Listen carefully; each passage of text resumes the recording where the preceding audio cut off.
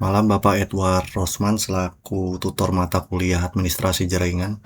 Perkenalkan, nama saya Marcelino Patrick Norman Wibisono dari Prodi Sistem Informasi dengan NIM 0513168885. Pada tugas pertama administrasi jaringan ini kita diminta untuk subnetting beserta membuat tabel routing ya. Nah, untuk soal pertama kita langsung aja. Di tugas pertama ini kita diminta sebagai seorang administrator jaringan, kita bertanggung jawab atas desain dan implementasi jaringan di sebuah perusahaan kecil yang sedang berkembang. Nah, perusahaan ini memiliki kantor pusat dengan 3 departemen serta 1 kantor cabang di kota lain. Spesifiknya adalah sebagai berikut ya. Di kantor pusat memiliki perangkat sebanyak 50 untuk departemen penjualan, pemasaran 30 perangkat, TI 10 perangkat, server 5 perangkat, dan koneksi WAN-nya melalui kantor cabang. Lalu untuk kantor cabang sendiri memiliki perangkatnya 20 dan koneksi WAN melalui kantor pusat.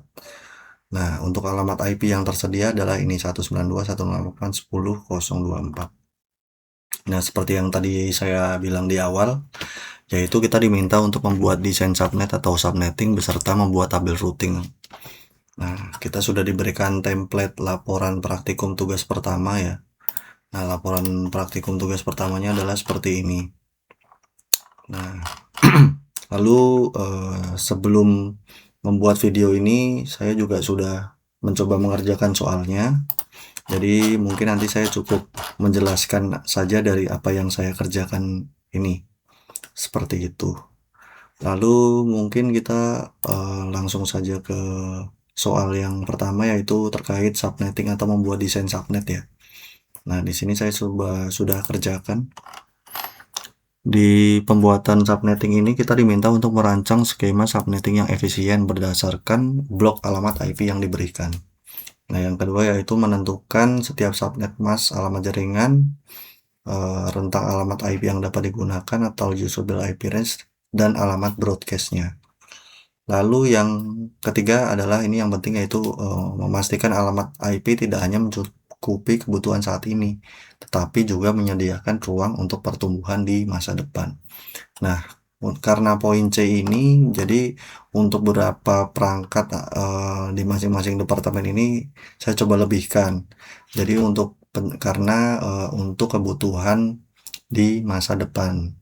Jadi ada rentang IP yang bisa kita gunakan nantinya. Jadi contoh seperti departemen penjualan ini yang tadinya 50 perangkat, saya lebihkan menjadi 60 perangkat, pemasaran jadi 40 perangkat dari yang sebelum 30, TI dari 10 ke 20, server dari 5 ke 10, lalu untuk di kantor cabang sendiri dari yang perangkatnya 20 menjadi 30. Seperti itu.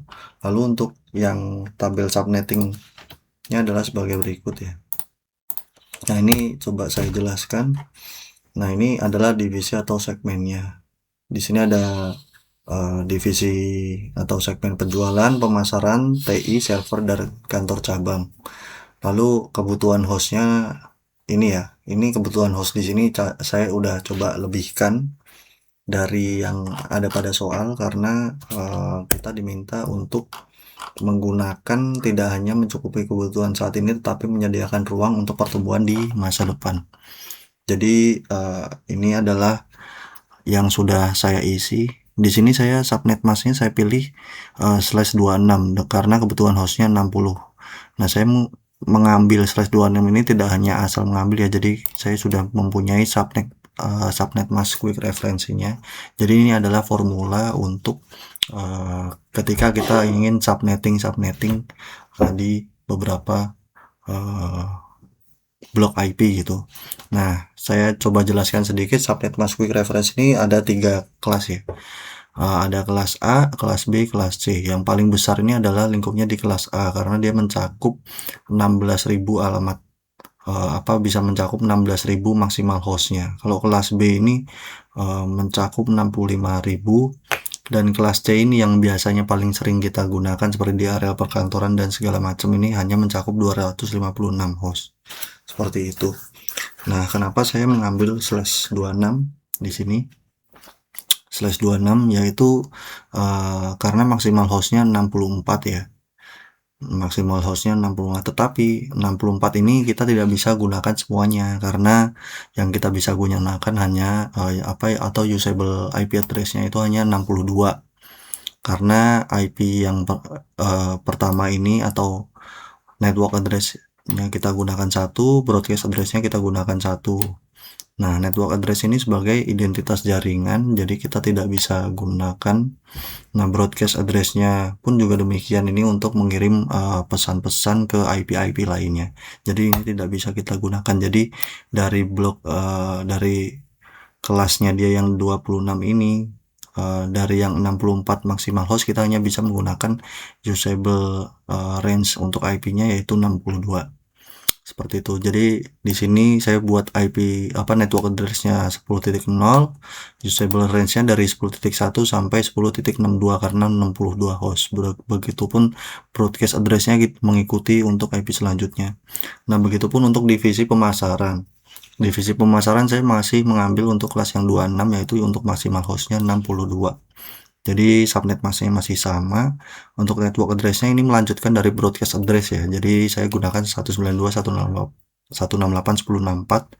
Nah, lalu untuk selanjutnya ini IP-nya dari 65 ke 126 seperti itu, dan untuk broadcast address-nya ini 127.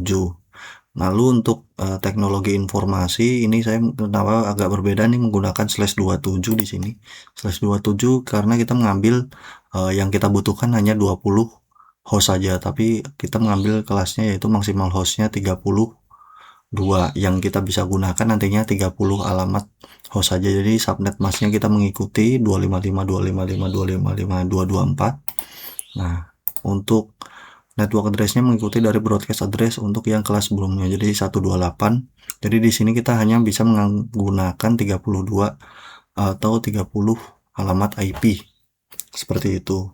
Jadi dari 10.129 ke 158 broadcast address-nya mengikuti selanjutnya. Lalu untuk server sendiri karena dia membutuhkan host cukup 10, jadi kita menggunakan kelas yang 28. Jadi untuk maksimal hostnya 16, jadi yang bisa gunakan nanti kita 14 alamat IP saja. Kita mengikuti 192.168.10.160, dan ini mengikuti dari 161 ke 190. Lalu selanjutnya untuk broadcast address-nya 191. Nah, lalu untuk kantor cabang ini dia membutuhkan host sebanyak 30 ya. Sebanyak 30. Lalu saya mengambil kelasnya yang 60. Padahal kita bisa mengambil kelas yang 27 ini. Karena kita menggunakannya 30 dan kita ingin menggunakannya nanti di waktu masa depan. Jadi sepertinya ini terlalu mepet ya. Jadi saya menggunakan IP yang /26 agar bisa menggunakan hostnya kurang lebih 62 host. Jadi ini masih lebih oke lah dibandingkan dengan menggunakan blok yang 27 itu ya. Nah, jadi mengikuti dari broadcast address yang sebelumnya, untuk network address yang kantor cabang pertama yaitu 192, lalu usable range-nya dari 93 ke 254. Lalu untuk broadcast address-nya adalah 255. Nah, mungkin nomor 1 sudah cukup ya saya jelaskan dengan demikian.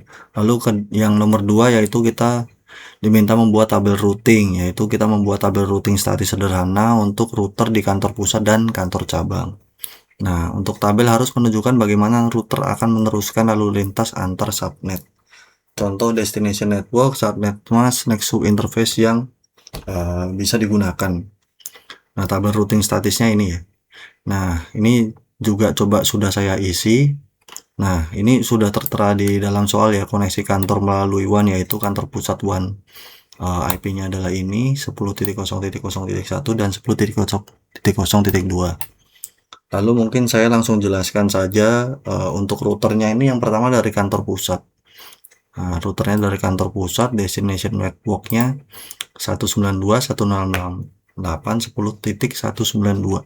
Kenapa saya mengambil 192? Karena saya ingin mengarah ke kantor cabang, sedangkan kantor cabang itu network address-nya ini 192, makanya saya ambil ini. Begitupun dengan subnet masknya.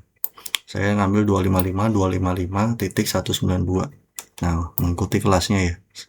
Lalu untuk next hop interface ini adalah port jaringannya ya. Jadi kita ambil melalui koneksi WAN ke kantor cabang. Nah, IP-nya sudah tertera di sini. Jadi saya masukkan di tabel routingnya ini. Berbanding terbalik dengan kantor pusat, jadi yang saya jelaskan selanjutnya adalah kantor cabang. Nah, untuk kantor cabang sendiri ini destination networknya 192.168.10.0. Nah, kenapa saya ambil ini? Karena ini sudah tertera di dalam soal ya. Tadi sudah dijelaskan ini adalah alamat IP yang tersedia 192.168.10.0. Nah, lalu untuk subnet masknya sendiri kenapa saya ambil ini? Nah, karena sudah ada nih di sini nih. Ini adalah /24.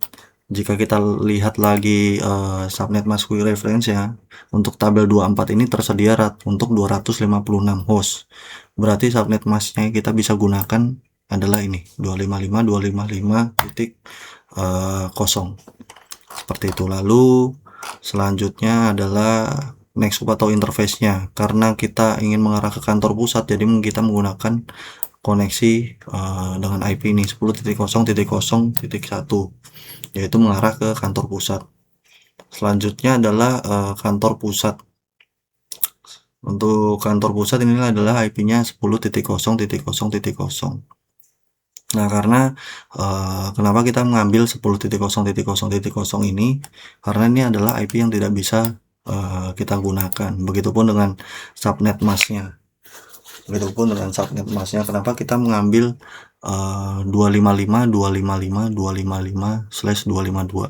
Karena kita hanya membutuhkan dua alamat IP saja. Jadi kita mengambilkan kelas yang 30, maksimal hostnya 4, karena kita membutuhkan cuma dua alamat IP ya. Jadi kita menggunakan subnet masknya yang 252 agar tidak terjadi pemborosan IP. Lah, untuk interface one ini kenapa 0,0? Ini adalah port jaringan. Seperti itu. Lalu keterangannya adalah jalur one. Nah, mungkin sudah cukup untuk penjelasan saya untuk nomor 1 dan 2. Semoga penjelasan ini bisa diterima. Saya mohon maaf jika sekiranya dalam menjelaskan tugas ini masih banyak yang kurang. Sekian dan terima kasih.